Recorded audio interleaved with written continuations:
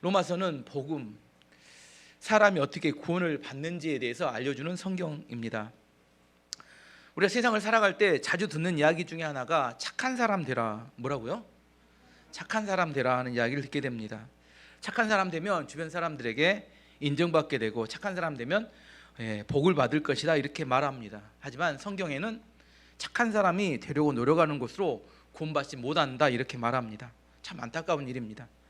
착한 사람이 되려고 노력하는 것을, 착한 사람이 되는 것을 도덕이라고 합니다. 도덕적인 사람이 되는 것을 통해서 우리는 구원을 받지 못합니다. 뭐 착한 사람이 되지 말라는 이야기입니까? 첫 번째 질문이 그런 이야기는 아닙니다. 착한 사람이 되려고 노력하는 것과 착한 사람이 되는 것은 다른 이야기입니다. 착한 사람이 된다는 것은 우리가 모든 율법을 다 지킨다는 의미를 말합니다. 하지만 착한 사람이 되려고 노력한다는 것은 우리가 율법을 지키는 것을 통해서 구원을 받으려고 노력하는 사람을 의미합니다. 착한 사람이 되려고 해서 착한 사람이 될 수 있다면 이게 좋은 목표지만 착한 사람이 되려고 노력한다고 해서 우리는 착한 사람이 될 수 없습니다. 왜냐하면 인간은 죄인이기 때문입니다. 착한 사람이 되려고 노력하다가 착한 사람이 되지 못하면 엄청난 부작용이 나타납니다. 그게 뭐냐면 위선과 외식에 빠지게 됩니다. 이제 착한 사람이 된다는 게 어떤 의미인지를 한번 설명해 보겠습니다. 시어머니와 며느리가 한 집에 살았습니다. 원래는 같이 안 삽니다. 요즘 누가 그렇게 삽니까? 같이 안 사는데 시어머니와 며느리가 한 집에 살았습니다. 며느리가 밖에서 일을 하다가 돌아왔는데 1시 정도 늦게 돌아왔어요. 근데 배가 매우 고팠습니다. 배가 고팠는데 집에 왔더니 시어머니가 계세요. 착한 며느리가 되려면 어떻게 해야 돼요? 시어머니한테 뭘 물어봐야 돼요? 어머니 식사하셨어요? 물어봐야 합니다. 그래서 어머니가 시간이 지났으니까 식사를 하시고 늦게 들어온 며느리를 위해서 밥을 좀 준비해 주시면 좋은데 뭐라고 대답해요? 안 먹었다 이렇게 대답합니다. 며느리가 그럼 어떻게 해야 합니까? 어떻게 해야 좋은 며느리가 됩니까? 시어머니 며느리 밥을 먼저 차려드리고 그 다음에 내가 밥을 먹어야 좋은 며느리가 됩니다. 시어머니 밥을 딱 차려드렸는데 그때 때마침 애들이 학교에 돌아오는 거예요. 애들이 돌아오니까 엄마가 물어봅니다. 애들아 밥 먹었냐? 했더니 애들이 뭐라고 이야기해요? 아직 안 먹었어요. 놀다가 늦었어요. 그럼 어떻게 하면 좋은 엄마가 됩니까?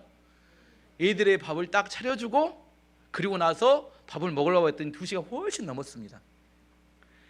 착하지 않으면 다른 사람이 밥을 먹든 말든 누가부터 먼저 먹어요? 나부터 먼저 챙겨 먹습니다. 그리고 여유가 생기면 주변 사람들 돌아봐서 먹었는지 안 먹었는지 판단합니다. 근데 착해지려고 하면 손해를 감수해야 합니다. 착해지려고 하면 내 욕망을 뒤로 미뤄야 합니다.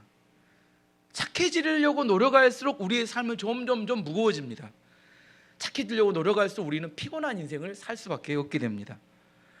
착한 사람은 자신의 욕망을 조절할 줄 아는 사람을 말합니다. 착한 사람의 반대는 탐욕적인 사람입니다. 자신의 욕망을 조절하지 못하고 노골적으로 욕망을 추구하고 자신의 이익을 대놓고 추구하고 자기 중심적인 삶을 삽니다. 드러난 죄인입니다. 이 드러난 죄인은 물론 구원을 받지 못합니다. 그러면 착하게 살려고 노력했던 사람들은 어떻게 될까요? 긴 시간을 두고 가면 2가지 결론에 도달하게 됩니다. 첫 번째는 어느 날 이 사람이 참다가 카톡 프로필에 이런 글을 올립니다. 나는 더 이상 착한 사람을 살지 않고 포기할래. 그동안 자기 인생보다 부모님의 뜻을 따라 살았고 고생하면서 동생들을 위해서 돈을 벌어서 학비를 댔고 부모님의 짐을 덜어주기 위해서 최선을 다해 살았습니다. 근데 시간이 지나서 그 희생 덕에 가족들이 어느 정도 먹고 자리 잡았어요. 근데 어느 순간 현타가 왔습니다. 가족들이 모두 자기가 잘나서 잘된 줄 알고 잘난 척하고 자랑합니다. 그동안 참고 살았던 마음에 깊은 서운함과 함께 무언가 잘못됐다고 생각이 들어서 이렇게 선언한 겁니다. 난 더 이상 착하게 살지 않을래. 근데 여기 한 가지 문제가 있어요. 나는 더 이상 착하게 살지 않을래 이렇게 선언을 했는데 이 사람이 이렇게 사는 게 쉬울까요? 어려울까요? 한 달 뒤 어떻게 될까요? 착하게 살까요? 착하지 않게 살까요? 또 원래 착하게 돌아갑니다. 왜 그래요? 이게 이렇게 살던 사람이 포기하지 못해요. 또다시 원래로 돌아갑니다. 왜냐하면 그 머릿속에는 뭐가 있어요? 착해야 복 받는다 이런 생각이 잠재되어 있기 때문입니다. 두 번째, 이제 첫 번째는 포기하는 거. 두 번째는 착하게 살아서 피곤하지만 계속해서 착하게 사는 것을 유지하는 사람을 말합니다. 이런 사람들 핸드폰에 전화를 걸어보면 나오는 찬양이 있습니다. 찬송가 337장 내 모든 시험 무거운 짐을 주 예수 앞에 아뢰이면, 후렴이 더 중요합니다. 무거운 짐을 나 홀로 지고 견디다 못해 쓰러질 때 참고 또 참습니다. 꾹꾹 참아요. 결국 어떻게 돼요? 거의 번아웃 될 가능성이, 탈진할 가능성이 높습니다. 이런 사람들의 세 가지 특징이 있습니다. 이렇게 번아웃 되기 직전의 사람들이 나타나는 세 가지 특징은, 첫 번째, 불평과 원망이 많다는 거예요. 투덜투덜합니다. 힘들어. 왜 나에게는 이렇게 시험이 많은 거야? 첫 번째 뭐라고요? 불평과 원망이 많아요. 그동안 힘들었고 고생했던 걸 다 뭘로 풀어버려요? 입으로 다 되갚아버립니다. 말로 다 되갚아버려요. 착한데 기쁨이 없습니다. 오늘 제목입니다. 도덕을 바탕으로 신앙생활하는 사람들의 피곤함입니다. 두 번째 특징은, 이렇게 계속 착하게 사는 사람의 두 번째 특징은, 다른 사람들에게 잔소리를 많이 합니다. 자기 혼자 참고 인내하고 착하게 살았더니 억울해요. 그래서 너도 그렇게 착하게 살라고 이야기합니다. 맨날 이 사람 뭐라고 이야기해요? 착한 사람들하고 이야기합니다. 잔소리예요. 주변 사람을 계속 끊임없이 고치려고 합니다. 남이 잘못하면 뭘 못해요? 지적을 합니다. 고치고 싶어서 안 다립니다. 안 고치면 안 돼요. 계속 고치라고 이야기합니다. 잔소리를 해요. 잔소리를 계속하면 어떻게 될까요? 마지막 세 번째는, 관계가 깨집니다. 관계가 힘들어져요. 관계가 깨집니다. 불평불만이 많고, 두 번째 뭐예요? 다른 사람을 고치려고 안달복달하고, 세 번째, 관계가 깨어지게 됩니다. 이 도덕을 기반으로 살아가는 율법주의자들의 모습입니다. 착해져야 합니다. 이거 착해지는 게 나쁜 건 아닙니다. 하지만 착하려고 노력하고 율법을 지킨다고 해서 착해질 수 없는 것이 문제입니다. 왜냐하면 인간은 죄인이기 때문입니다. 오늘 23절 말씀 보시면, 모든 사람이 죄를 범하였으면 하나님의 영광에 이르지 못하더니, 인간은 죄인이기 때문에 착해질 수 없는 존재라는 사실을 이야기하는 겁니다. 탐욕적인 사람과 도덕적인 사람의, 탐욕적인 사람, 자기 욕망을 노골적으로 채우는 사람과 그래도 착하려고 노력하는 사람의 근본적인 차이는 뭐냐면 시간의 차이일 뿐입니다. 탐욕적인 사람은 어떻게 살아요? 금방 착해지는 걸 포기했습니다. 빨리 탐욕을 쫓아가고 자기 욕망을 쫓아가 버렸어요. 근데 착해지려고 노력한 사람은 오래 참다가 나중에 포기한 사람이, 시간의 차이일 뿐이지 두 사람의 삶의 결과는 동일합니다. 도덕을 바탕으로 신앙생활하는 사람들은 결국은 가짜입니다. 포장된 거예요. 구원받지 못합니다. 그러면 도덕적으로 구원받지 못한다고, 도덕을 통해서 구원받지 못한다면 우리는 어떻게 구원받을 수 있을까요? 어떻게 구원받을 수 있을까요? 믿음으로 구원받을 수 있습니다. 너무 쉬운 이야기입니다. 믿음으로 구원받을 수 있습니다. 25절 27절까지 이야기합니다. 이 예수를 하나님이 그 피로써 믿음으로 말미암은 화목제물로 세우셨으니, 이는 하나님께서 길이 참으시는 중에 전에 지은 죄를 간과하심으로 자기의 의로우심을 나타내려 하심이니, 곧 이때 자기의 의로우심을 나타내사 자기도 의로우시며 또한 예수를 믿는 자를 의롭다 하려 하심이라. 그런즉 자랑할 때가 어디냐? 있을 수 없느니라. 무슨 법으로냐? 행위로냐? 아니라 오직 믿음의 법으로니라. 믿음으로만 구원받을 수 있다, 이렇게 이야기합니다. 지난주에 제가 설교할 때 두 종류의 사람에 대해서, 물론 기억하지 못하시겠지만, 지난주 설교 제목이 뭐였냐면 율법 아래 사는 사람들의 비천함이었어요. 율법 안에 있는 사람들이 있고 복음 아래 있는 사람들이 있다고 했습니다. 이게 지난 설교였는데, 이번 주 설교는 두 종류의 사람이 있습니다. 도덕을 바탕으로 신앙생활하는 사람이 있고 믿음을 바탕으로 신앙생활하는 사람이 있다는 겁니다. 두 종류의 사람이 있어요. 도덕을 바탕으로 신앙생활하는 사람은 구원을 못 받습니다. 믿음을 바탕으로 신앙생활하는 사람이 구원을 받아요. 그렇다면 믿음을 바탕으로 신앙생활을 했다는 것에 두 가지 특징이 나타나야 이게 믿음입니다. 진짜 믿음이에요. 이 두 가지 특징이 안 나타나면 그 믿음이 있다고 말만 하는 거지 실제 믿음은 아닙니다. 첫 번째는 의존성이고 두 번째는 수용성입니다. 첫 번째 뭐라고요? 의존성. 두 번째 수용성. 어려운 말에 제가 물어봅니다. 진짜 믿음이 있으면 의존성과 수용성이 나타납니다. 의존성에 대해서 한번 설명을 해볼게요. 도덕이란 내가 무언가를 지켜서 의로워지려고 하는 겁니다. 누가요? 내가 무언가를 지켜서. 믿음이란, 의존이란 나는 완전히 무능력하고 내 능력에 한계가 있고 연약하기 때문에 예수님을 의지하는 것을 의존이라고 합니다. 내 자아가 중심이냐 아니면 예수님이 중심이냐, 내 자아를 내려놓고 예수님을 의지하고 의존하는 것을 믿음이라고 합니다. 미국의 대부흥 중에 두 차례 대부흥이 있었는 1차 대각성운동 때 주역이었던 조나단 에드워드라는 목사님이 있으십니다. 이분은 명설교를 많이 하셨어요. 근데 이분은 설교를 어떻게 하시냐면 이분은 설교는 이렇게 대면하고 얼굴 보고 설교하지 않으시고 그냥 오셔서 설교문을 대놓고 읽으세요. 이렇게 이야기하는 게 아니라 그냥 설교문을 읽으시는데, 읽고 있는데 성도들은 여기서 자기죄 하면서 바닥에 떼굴떼굴 구르면서 회개하는 역사가 나타나는, 굉장히 설교를 읽는데 대부흥이 일어났던 그런 목사님입니다. 근데 이분의 명설교 중에 이런 제목의 명설교가 있었습니다. 하나님은 언제 가장 큰 영광을 받으시는가? 그분의 설교는 이런 겁니다. 우리가 어떤 큰 공로를 세웠을 때, 우리가 어떤 큰 업적을 세웠을 때, 우리가 하나님께 많은 헌금을 드렸을 때가 아니라 하나님께서 가장 큰 영광을 받으실 때는 사람이 하나님을 의존할 때다, 이렇게 말씀하셨어요. 사람이 하나님을 철저히 의지할 때 하나님은 가장 큰 영광을 받으십니다. 좀 쉽게 설명해 보면 이런 겁니다. 한국과 일본이 축구 경기를 해요. 근데 전반전에 0대1로 지고 있네. 근데 후반전 딱 돼서 손흥민 선수가 교체로 나옵니다. 모든 국민들이 뭐예요? 기대합니다. 이제 손흥민 선수만 나오면 어떻게 된다? 역전하고 이길 것이다. 온 국민이 손흥민 선수를 의존할 때, 그때 가장 손흥민 선수는 큰 영광을 받는 겁니다. 맞은가요? 모든 국민이 손흥민 선수를 의존할 때 가장 큰 영광을 받는다니까요. 우리가 하나님께 영광을 돌린다, 이렇게 말하는 것은 우리가 철저히 하나님만을 의지합니다라는 의미입니다. 나에겐 하나님밖에 없습니다. 하나님만이 나의 피난처가 되시고 나의 축복이 되시고 하나님만이 나의 유일한 구원자, 주님이 되십니다. 이렇게 고백할 때 하나님은 가장 큰 영광을 받으시고 하나님이 기뻐하시는 겁니다. 그러면 하나님께서 우리에게 기대하시는 거, 우리 예배를 드리러 왔잖아요. 예배 드리러 온 여러분에게 하나님이 오늘 예배를 통해서 기대하시는 게 뭘까요? 완전한 신뢰, 완전한 의존. 도덕에 기반을 둔 게 문제가 된다는 건 뭐냐면, 도덕은 율법을 지키는 것. 내가 율법을 잘 지켰어요, 그러면 그날 구원 받을 것 같아요. 내가 죄를 지었어요, 근데 그날 심판 받을 것 같습니다. 도덕을 기반으로 둔 신앙은 불안과 두려움이 항상 왔다 갔다 합니다. 잘하면 구원 받을 것 같고 못하면 벌 받을 것 같으니까 도덕을 기반으로 두는 신앙은 항상 불안정해요. 믿음을 기반으로 신앙생활한다는 것은 제 모든 것을 하나님 처분에 맡기겠습니다. 저는 다른 선택이 없습니다.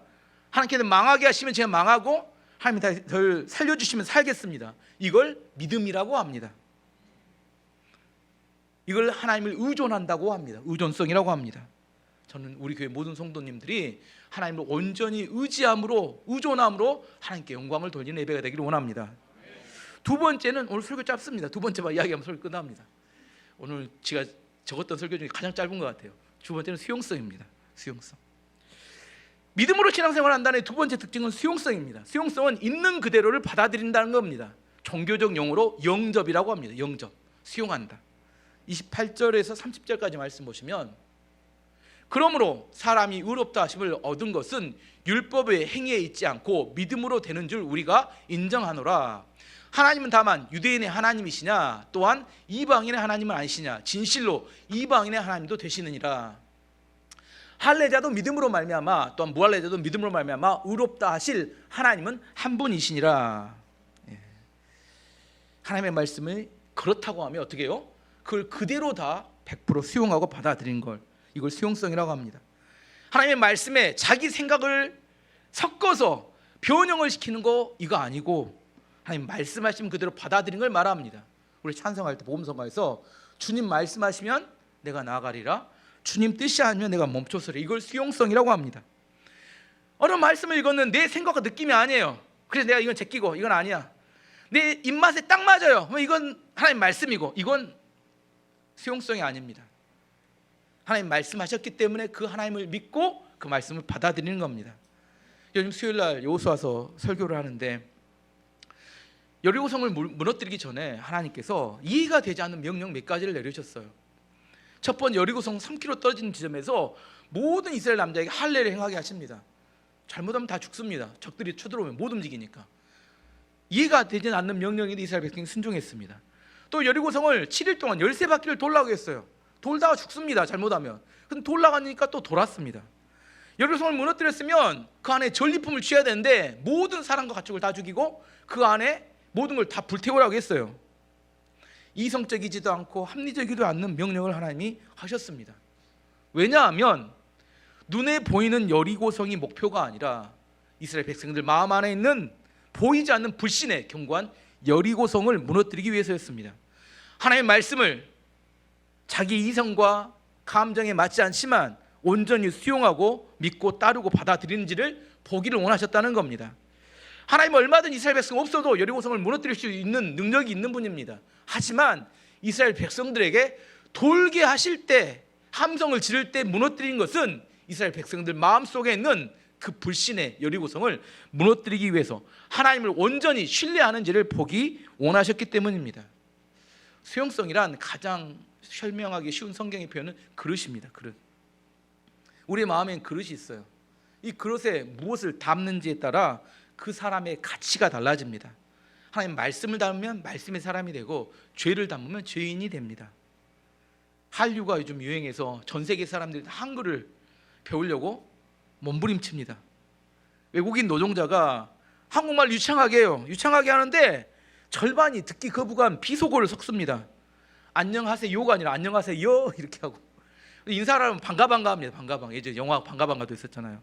그다음에 말마다 왕 짜증, 왕 고참, 뭐 왕자를 붙이고 캡 뭐쩌고 캡 엎치고 헐 뭐쩌고 저쩌고, 이 비속어가 엄청 많아요.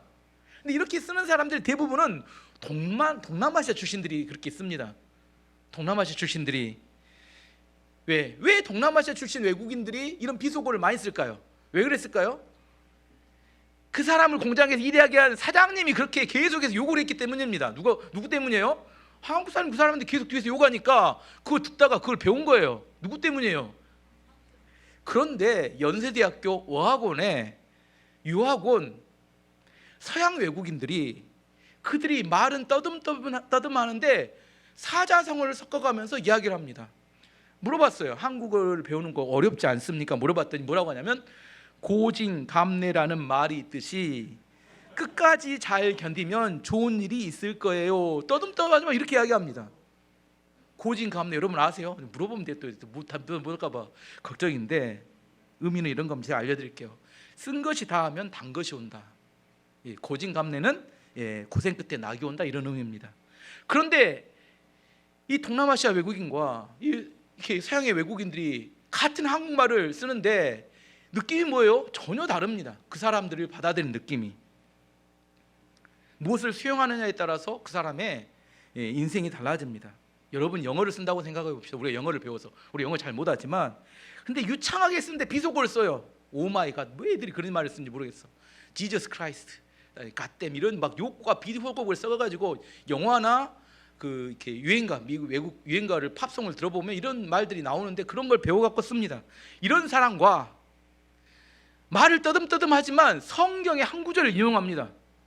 로마 3장 23절 딱 인용해서 이야기를 해요. 외국인들이 느끼는 느낌이 어떻게 될까요? 전혀 다르겠죠. 뭔 말인지 이해하지? 말을 유창하게 하는 게 중요한 게 아니라는 겁니다. 그 사람 내면에서 뭐가 흘러나오는지 이게 중요하다는 의미입니다. 하나님의 말씀을 우리 속에 담는 것, 하나님의 말씀을 우리 속에 수용하는 것이 얼마나 능력이 있고 위대한 일인지 모른다는 겁니다. 마태복음 4장 4절 말씀 보시면 예수께서 대답하여 이르시되 기록되었을 때 사람이 떡으로만 살 것이 아니요 하나님의 입으로부터 나오는 모든 말씀으로 살 것이라 하였느니라 하시니, 사람은 하나님 말씀으로 살아가는 존재입니다. 믿음이란 하나님 말씀하신 말씀 그대로를 100% 수용하는 수용성을 말합니다. 어떻게 우리가 구원을 받을까요? 성경은 이렇게 말합니다. 요한복음 3장 16절 말씀에 하나님이 세상을 이처럼 사랑하사 독생자를 주셨으니 이는 그를 믿는 자마다 멸망하지 않고 영생을 얻게 하려 하심이라. 이렇게 말씀하시면 어떻게 하는 게 구원을 받아요? 이 말씀 그대로 수용하고 받아들이는 게 이게 구원받는 비결입니다. 왜? 어째서? 설명해 줄 수는 있습니다. 하지만 왜 어째서로는 구원을 받을 수 없어요. 이걸 그냥 받아들이고 믿는 겁니다. 말씀이 그렇기 때문에, 하나님이 그렇게 말씀하셨기 때문에 받아들이고 그렇게 믿는 거지, 왜 어떻게 그걸로 구원받을 수 있어요? 이성적으로 설명은 가능하지만 내가 믿음이 생기지 않기 때문에 그걸 안다고 해서 구원받는 건 아닙니다. 이걸 내가 100% 수용하고 믿을 때 구원이 임하게 되는 겁니다. 말씀의 결론을 맺도록 하겠습니다. 도덕을 바탕으로 신앙 생활하는 사람들의 피곤함에 대해서 이야기했습니다. 착한 사람이 되려고 노력하는 것으로 착한 사람이 될 수 있으면 얼마나 좋겠습니까? 하지만 착한 사람이 되려고 노력하면 결국 세 가지 결론에 도달하게 됩니다. 원망하고 불평하는 사람이 되고, 혼자 고생하는 게 힘들어서 주변 사람들을 끌어들여서 잔소리하는 사람이 되고, 결국 잔소리하다가 관계가 다 끊어져서 힘들어진 인생이 되고 맙니다. 우리는 도덕으로 구원받는 게 아니라 믿음으로 구원을 받습니다.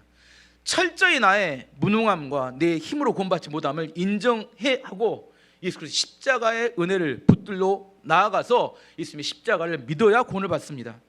그 사람의 믿음이 진짜인지 가짜인지 구분하는 두 가지 방법은 그 사람이 하나님을 철저히 의지하는지, 두 번째는 그 사람이 하나님의 말씀을 온전히 수용하는지, 두 가지를 봤을 때 믿음이 있다고 말하는 것이 중요하지 않고 이게 진짜 삶에 나타났을 때 그 사람이 믿음이 있는 겁니다.